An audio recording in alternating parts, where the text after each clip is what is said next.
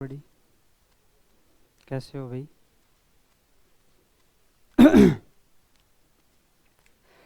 हिंदी में आज का टॉपिक है भाई कारक।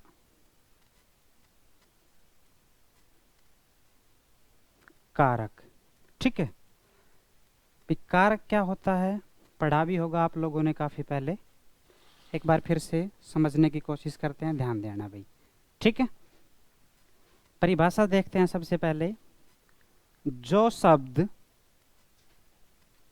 संज्ञा या सर्वनाम का संबंध, जो शब्द संज्ञा या सर्वनाम का संबंध क्रिया से दिखाए। भाई कह रहा है जो शब्द संज्ञा या सर्वनाम का रिलेशन क्रिया से दिखाए वो क्या कहलाता है? कारक। तो इसमें देखो तीन चीजें मुख्य है भाई, संज्ञा, सर्वनाम, क्रिया, ठीक है। तो पहले ये होते क्या है इन्हीं को समझते हैं पहले। भाई बात करते हैं संज्ञा, नाउन।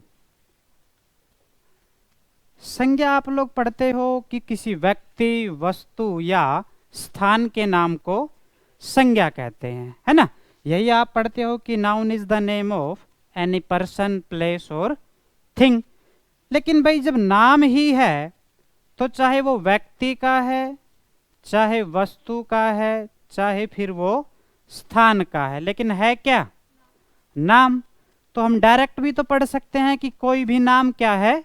संज्ञा है, अर्थात नेमी वर्ड्स कॉल्ड नाउन। फिर बात करते हैं सर्वनाम की। भाई सर्वनाम होता है कि जो शब्द संज्ञा के स्थान पर आए, सर्वनाउन, प्रोनाउन। ये पढ़ते हो कि संज्ञा के स्थान पर आने वाले शब्द क्या कहलाते हैं? सर्वनाम। संज्ञा के स्थान पर आए,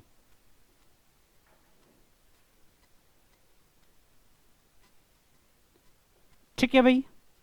जैसे कि मैं लिख दूं मोहन अच्छा लड़का है। मोहन अच्छा लड़का है। मोहन 15 वर्ष का है।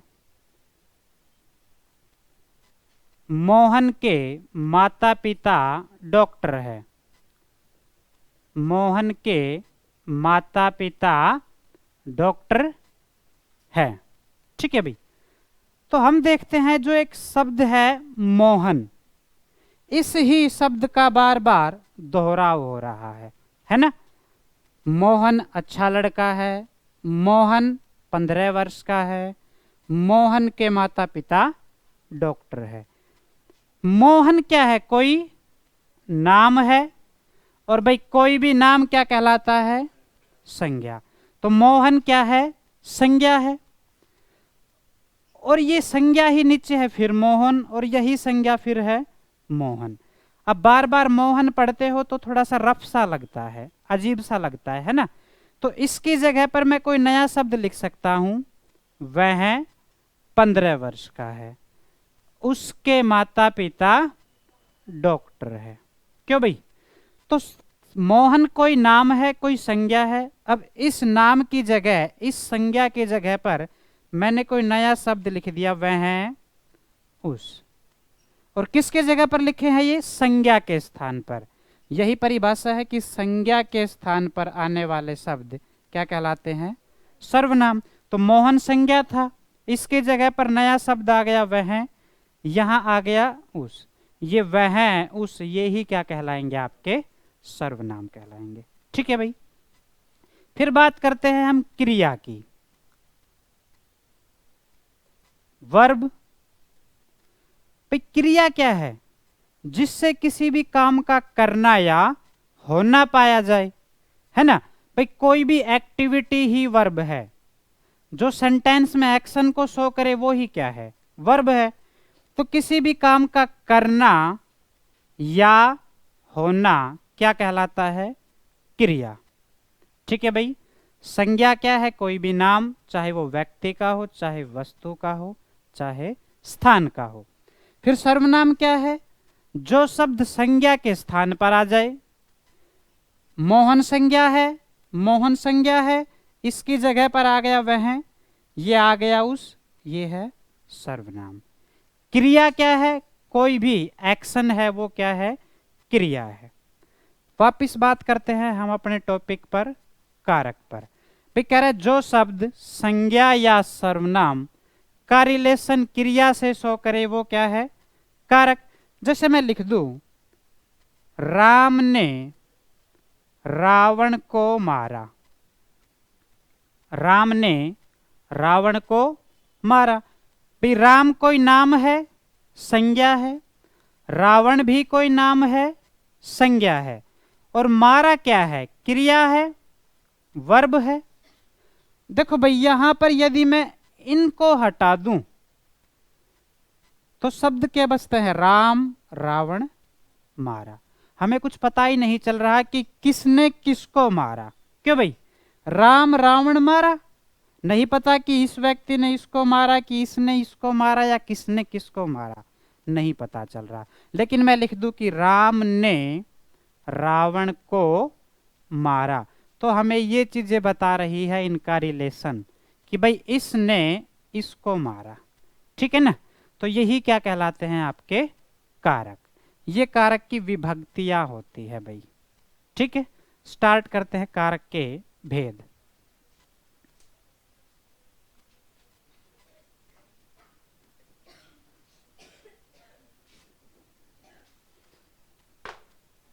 कारक के भेद भाई 8 भेद होते हैं कारक के। फर्स्ट है कर्ता कारक, सेकंड है कर्म कारक, तीसरा हो जाएगा करण कारक, फोर्थ है संप्रदान कारक, पांचवा है अपादान कारक, सिक्स्थ है संबंध कारक, सातवां हो जाएगा अधिकरण कारक, एंड द लास्ट वन 8वां हो जाएगा संबोधन कारक। ठीक है भाई, कर्ता कारक, कर्म कारक, करण कारक, संप्रदान कारक, अपादान कारक, संबंध कारक, अधिकरण कारक और संबोधन कारक। ठीक है भाई, इनकी कुछ विभक्तियां भी होती है। कर्ता की विभक्ति होती है ने, कर्म की होती है को, करण की होती है से, और एक और भी होती है के द्वारा। ऐसे ही संप्रदान की विभक्ति होती है के लिए, और दूसरी भी होती है को। बात करें अपादान कारक की, विभक्ति हो जाएगी से, संबंध की का, के, की, रा, रे, री। अधिकरण में हो जाएगा में, पर, संबोधन की हो जाएगी हे, अरे। ठीक है भाई, कर्ता कारक की विभक्ति ने, कर्म कारक को, करण से या के द्वारा, संप्रदान के लिए या को, अपादान से, संबंध का, के, की, रा, रे, री। अधिकरण में हो जाएगा में, पर, और संबोधन में हो जाएगा हे, अरे। ठीक है भाई, अब देखो जहां भी आप पेपर देते हो, कोई भी बोर्ड का पेपर है, एग्जाम्पल आप पढ़ते हो, उसमें ये विभक्तियां मिलती है कारक की। अब जरूरी नहीं है कि इन विभक्तियों के माध्यम से आपका एग्जाम्पल सही हो ही जाए। ठीक है भाई, तो इसके लिए आपको कॉन्सेप्ट समझना जरूरी है। यदि मैं बात करूं से विभक्ति की, तो ये करण कारक में भी आती है, अपादान में भी आती है। अब यदि कॉन्सेप्ट नहीं पता तो फिर कंफ्यूजन भी हो जाता है कि भाई करण कारक है या फिर अपादान कारक है ना। ऐसे ही को विभक्ति कर्म कारक में भी आती है, संप्रदान कारक में भी आती है। तो इन्हीं को समझते हैं कि भाई कौन सी विभक्ति किस कारक की है। ठीक है, तो 1 बाय 1 समझते हैं।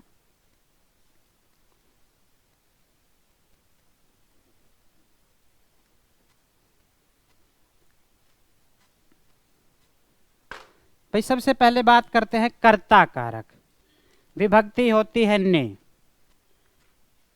भाई कर्ता कारक जो होगा वो होता है क्रिया को पूरा करने वाला, क्रिया को संपन्न करने वाला। भाई जो भी वाक्य के अंदर एक्टिविटी होगी, जो भी कोई काम होगा, उस काम को जो कंप्लीट करे वही क्या होगा, कर्ता कारक। ठीक है, जैसे उदाहरण के माध्यम से बात करें, मोहन दौड़ता है, मोहन दौड़ता है, क्रिया है दौड़ना, और दौड़ने के काम को करता कौन है, पूरा मोहन। तो भाई ये मोहन है, ये हो जाएगा आपका कर्ता कारक। ठीक है, जैसे मैं कहूं श्याम ने रेलगाड़ी चलाई। अब भाई काम क्या है, चलाना है ना, क्रिया तो हो रही है रेलगाड़ी को चलाने की, लेकिन चलाने के काम को पूरा कौन करता है, श्याम। तो श्याम ने, ये क्या हो जाएगा आपका कर्ता कारक। ठीक है भाई, अब जब भी आपको कोई भी सेंटेंस मिलेगा वहां आपको रेखांकित करके देगा कि रेखांकित शब्द में कारक बताए, तो यहाँ श्याम ने, ये कौन सा हो जाएगा, कर्ता कारक। देखो यहाँ पर विभक्ति तो नहीं है ने, लेकिन फिर भी कारक है क्या, कर्ता, क्योंकि क्रिया को कंप्लीट करता है मोहन, और जो क्रिया को कंप्लीट करे वो होता है कर्ता कारक। ठीक है भाई, इसके बाद बात करते हैं कर्म कारक।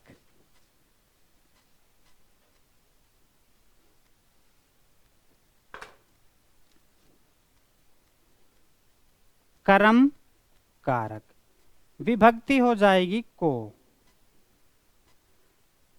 भाई कर्म कारक होता है कि जो काम हो रहा है उसका प्रभाव किस पर पड़ता है, अर्थात क्रिया का प्रभाव या फल जिस पर पड़े। भाई जो कोई भी एक्टिविटी हो रही है उसका प्रभाव, इफेक्ट किस चीज पर पड़ता है, और जिस पर इफेक्ट पड़े वो ही क्या होगा, कर्म कारक। जैसे मैं कहूं मोहन पुस्तक पढ़ता है, मोहन पुस्तक पढ़ता है। अब क्रिया क्या है, पढ़ता है, लेकिन इसके पढ़ने का प्रभाव किस पर है भाई, पुस्तक पर है। जब आप पढ़ रहे हो तो पढ़ने से पुस्तक कुछ नई या पुरानी तो हो रही होगी, कुछ घस तो रहा होगा पुस्तक का, तो प्रभाव किस पर पड़ रहा है, पुस्तक पर। अब जिस चीज पर इफेक्ट पड़े वो ही क्या होता है, कर्म। तो भाई प्रभाव पड़ता है पुस्तक पर, और ये पुस्तक क्या है आपकी, कर्म। लेकिन यदि बात करें मोहन की, तो मोहन पढ़ने के काम को करता है, और जो काम करता है वो क्या होता है, कर्ता कारक।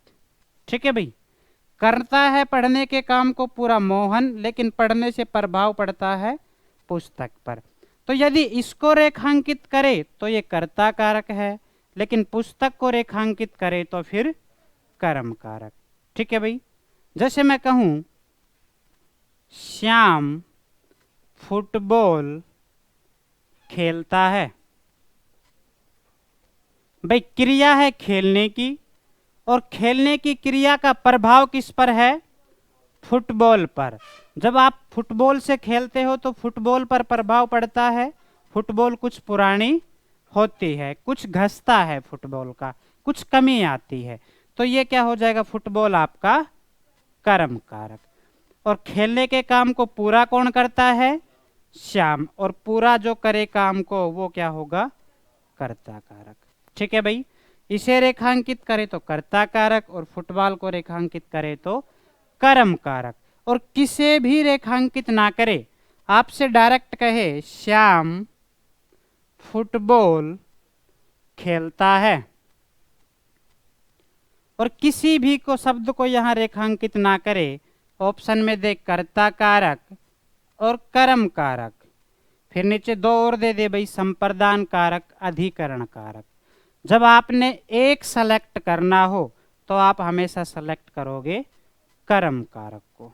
ठीक है भाई, क्योंकि यदि आप श्याम को सेलेक्ट करते हो तो फिर फुटबॉल देने की आवश्यकता भी नहीं है, श्याम खेलता है। लेकिन इसने यहाँ पर कंटेंट कुछ और भी दिया है जिस पर प्रभाव पड़ रहा है फुटबॉल। तो जब भी कर्ता और कर्म में से किसी एक को आंसर करना हो तो आप किसे करोगे भाई? कर्म को करोगे। ठीक है, जैसे मैं कहूं राम ने रावण को मारा, अब क्रिया हो रही है मारने की, और मारने की क्रिया से प्रभाव किस पर पड़ा भाई? रावण पर पड़ा। तो रावण क्या है आपका यहां? कर्म कारक। लेकिन मारने के काम को पूरा करता है राम, तो ये क्या हो जाएगा? कर्ता कारक। लेकिन किसी को भी रेखांकित ना करे और दोनों में से एक सेलेक्ट करना पड़े तो हम किसे करेंगे? कर्म कारक को। ठीक है भाई, इसके बाद नेक्स्ट बात करते हैं करण कारक।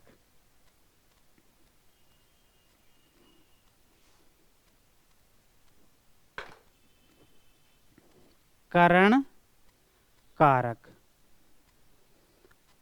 इसकी विभक्ति होती है से के द्वारा।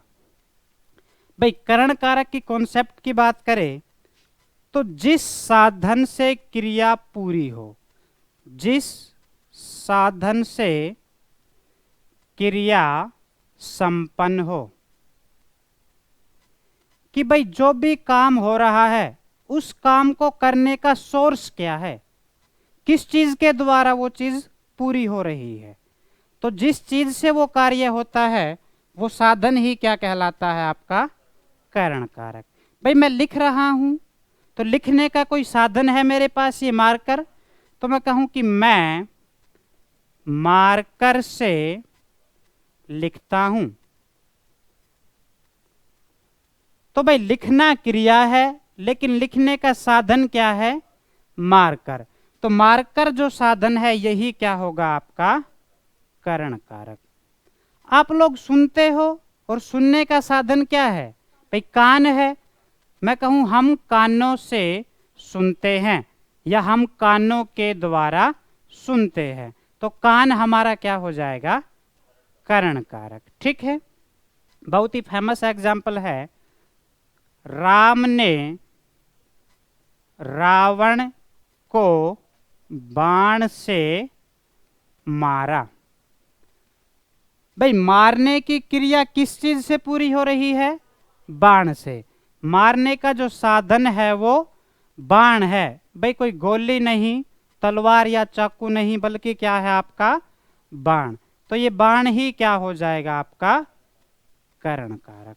ठीक है भाई, जिस साधन से क्रिया संपन्न होती है वो साधन ही होता है करण कारक। क्लियर है? या फिर से को आप रिप्लेस कर सकते हो के द्वारा से। जहां भी आपको दिखे कि से आया है आप उसको रिप्लेस कर सकते हो के द्वारा से। मैं मारकर, से को हटा दो, के द्वारा, मैं मारकर के द्वारा लिखता हूं। अर्थ बिल्कुल वही है भाई, बदला तो नहीं है। तो जब से को के द्वारा से रिप्लेस कर दो, अर्थ सेम रहे, कौन सा कारक है?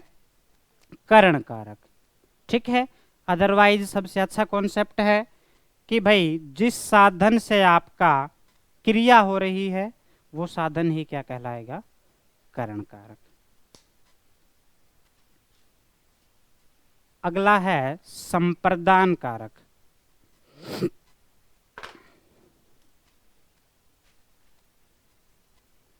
संप्रदान कारक, इसकी विभक्ति होती है को, एक होती है के लिए। ठीक है भाई, क्रिया की हित पूर्ति जिससे हो, क्रिया की हित पूर्ति जिससे हो। ठीक है, या फिर विभक्ति क्या है? को या के लिए। जैसे मैं कहूं पशु को चारा डालो, पशु को चारा डालो। भाई आपको यहां पर है को, यदि मैं इस को रिप्लेस कर दूं के लिए से तो अर्थ भी सेम रहे तो फिर क्या हो जाएगा, संप्रदान कारक। पशु को चारा डालो, या मैं कहूं पशु के लिए चारा डालो। ठीक है भाई, पशु के लिए चारा डालो, या ऐसे बोलो पशु को चारा डालो, बात तो एक ही है। मैं कहूं राम को धन दो, या फिर कहे राम के लिए धन दो, बात तो एक ही है। राम को धन दो या राम को हटाओ के लिए लगाओ, राम के लिए धन दो, सेंस सही है, एक ही है। यदि को हटाओ के लिए से और अर्थ वही रहे तो आपका कारक क्या हो जाएगा फिर, संप्रदान। और यदि के लिए से हटाते हो और अर्थ बदल जाता है तो फिर संप्रदान कारक नहीं होगा। जैसे अभी थोड़ी देर पहले हम चर्चा कर रहे थे, राम ने रावण को मारा, राम ने रावण को मारा। भाई यहां पर मैं इस को हटाऊं और लगा दूं के लिए, तो अब सेंस पढ़िए भाई क्या बनती है, राम ने रावण के लिए मारा।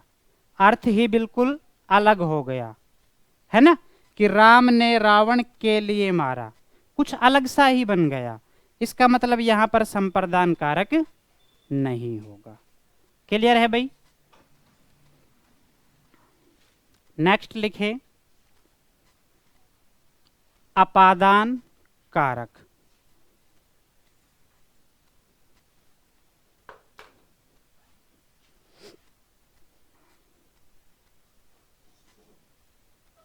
इसकी विभक्ति होती है से। भाई अपादान का अर्थ होता है अलगाव होना, अलगाव होना या किसी चीज से दूर होना, बिछड़ जाना या फिर जुदाई होना। जब किसी चीज से दूर होने की बात हो, बिछड़ने की बात हो, तो वहां कौन सा कारक हो जाएगा, अपादान कारक। जैसे मैं कहूं पेड़ से पत्ता गिरता है, पेड़ से पत्ता गिरता है। भाई पत्ता पेड़ से गिर रहा है तो कहीं ना कहीं उससे दूर हो रहा है, और जहां दूरी की बात आए, बिछड़ने की बात आए, वहां पर आपका कारक हो जाएगा अपादान। ठीक है। मोहन घर से निकलता है।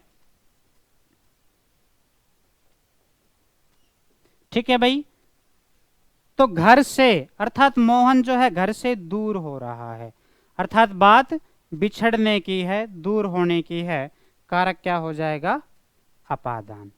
मैं कहूं गंगा हिमालय से निकलती है, तो गंगा हिमालय से क्या हो रही है, दूर हो रही है। ठीक है। से आपका करण कारक में भी आता था, लेकिन वहां पर से करण कारक का जो था वो आता था साधन के रूप में, कि क्रिया जिस साधन से पूरी हो।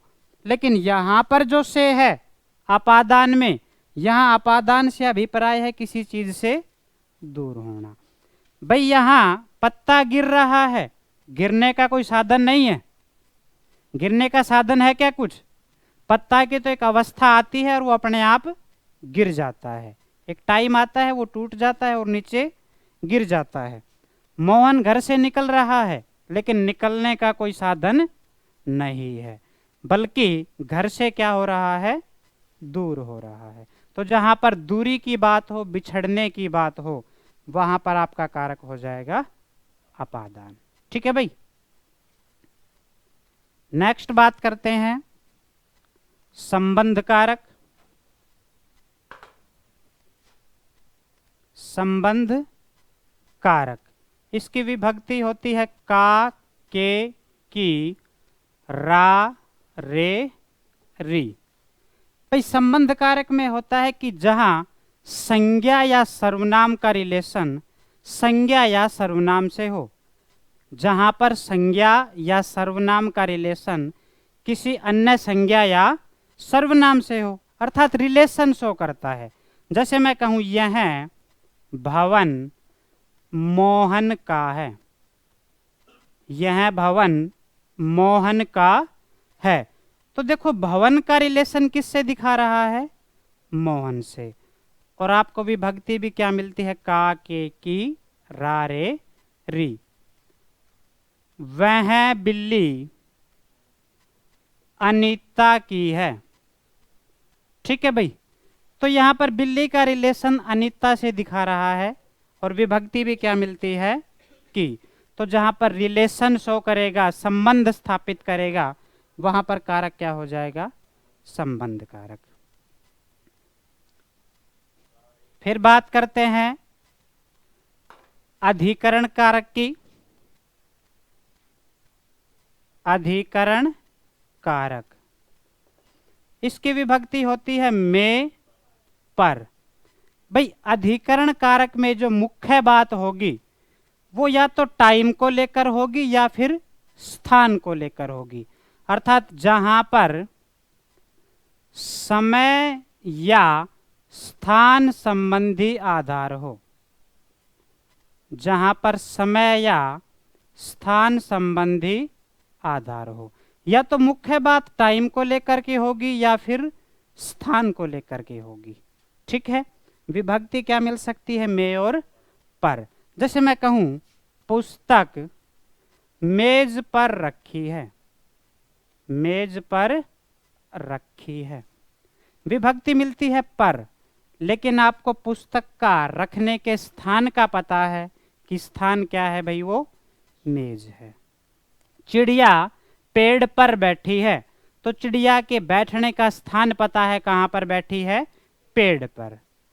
मैं कहूं परीक्षा मार्च में है, परीक्षा मार्च में है, तो परीक्षा के होने का हमें किसके बारे में पता चल रहा है? स्थान के बारे में। और विभक्ति क्या? समय के बारे में। और विभक्ति क्या है? में। परीक्षा के होने के समय का पता चल रहा है, परीक्षा कब है? मार्च में। ठीक है, थोड़ा सा डिफिकल्ट लैंग्वेज अगर बनाएगा क्वेश्चन की तो ऐसे भी दे सकता है, परीक्षा रविवार को है, परीक्षा रविवार को है। अब देखो विभक्तियों के अगर रट्टे मारने की हम कोशिश करेंगे भाई तो फिर फंस जाएंगे, क्योंकि को जो विभक्ति है अधिकरण की नहीं होती है। को विभक्ति या तो कर्म कारक की होती है या फिर को विभक्ति आपकी संप्रदान कारक की होती है। लेकिन यहां पर को आपको भ्रमित करता है कि भाई कर्म कारक है या संप्रदान कारक है, लेकिन ना तो यहाँ कर्म कारक है ना यहाँ पर संप्रदान कारक है। क्योंकि कर्म कारक में हमने पढ़ा था कि क्रिया का प्रभाव जिस पर पड़े, भाई परीक्षा का होने का प्रभाव रविवार पर क्या पड़ रहा है? कुछ नहीं पड़ रहा है, तो कर्म कारक नहीं है। संप्रदान कारक में हमने पढ़ा था कि को रिप्लेस करे के लिए से और सेंस ना बदले तो फिर संप्रदान होता है। लेकिन मैं को रिप्लेस करता हूं के लिए से, परीक्षा रविवार के लिए है। अब देखो भाई इसकी सेंस ही बदल गई, परीक्षा रविवार को है, परीक्षा रविवार के लिए है, कुछ अलग ही अर्थ बन गया। इसका मतलब यहां पर संप्रदान कारक भी नहीं है, बल्कि हमें परीक्षा के होने के टाइम का पता चल रहा है कि परीक्षा कब है? रविवार को। तो इसमें क्या हो जाएगा भाई? अधिकरण कारक हो जाएगा। ठीक है, जहां पर समय या स्थान की बात हो, अधिकरण कारक। मुख्य बिंदु होगा या तो टाइम या फिर प्लेस। उसके बाद लास्ट आपका बचता है संबोधन कारक।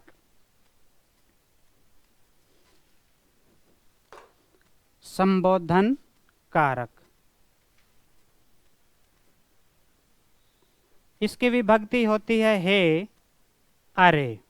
ठीक है भाई, अब जहां भी किसी भी एग्जाम्पल में किसी को संबोधन करने की, पुकारने की बात हो, जहां पर हे या अरे मिले या फिर आपको भाई विस्मयादि बोधक चिन्ह मिले, विस्मय सूचक चिन्ह मिले, है ना। इंग्लिश में आप पढ़ते हो एक्सक्लामेटरी, पढ़ते हो ना, अलास, हुर्रा वगैरह। ये तो जहां पर भाई आश्चर्य की बात हो तो हम ये विस्मयादि बोधक चिन्ह यूज करते हैं।